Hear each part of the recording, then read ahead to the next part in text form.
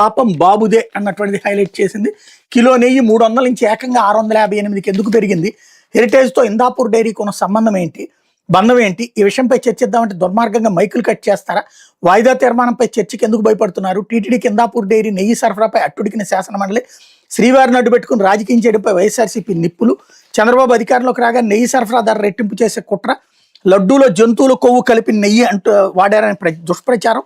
తన హెరిటేజ్కి తన సంబంధికులకి భారీ లబ్ధి చేకూర్చేందుకు స్కెచ్. ఈ ముసుగులో కిలో నెయ్యి 658 రూపాయలతో ఇందాపూర్ డైరీకి కట్టబెట్టిన వైను. వరుస గట్టలతో హెరిటేజ్ ఇందాపూర్ భాగమేనని బట్టబయలు. ఈ విషయం సభలో చర్చకు రాకుండా డ్రామా. తిరుమలలో నిర్దిష్ట విధానంలో నాణ్యత పరీక్షల తర్వాత నెయ్యి వాడకం. గత బాబు పాలన ముందు ఆ తర్వాత జగన్ పాలనలోనూ అదే విధానం. చంద్రబాబు కుటుంబానికి చెందిన హెరిటేజ్ సంస్థ వ్యవహారంతో మంగళవారం శాసనమండలి అట్టుడికింది.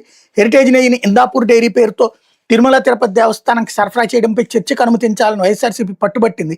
ఈ క్రమంలో ఎమ్మెల్సీలు కేఆర్జే భరత్, సిపాయి సుబ్రహ్మణ్యం ఇచ్చిన వాయిదా తీర్మానాన్ని చైర్మన్ కొయ్య మోషేస్ రాజు తిరస్కరించిన విషయంపై చర్చకు అనుమతించాల్సిందని, తద్వారా హెరిటేజ్తో ఇందాపూర్ డైరీ బంధం బయట పెట్టాలని వైఎస్ఆర్సీపీ సభ్యులు నినదించారన్నటువంటిది హైలైట్ చేశారు. కంటి పాపను చిదిమేశాడు గంజాయి మత్తులో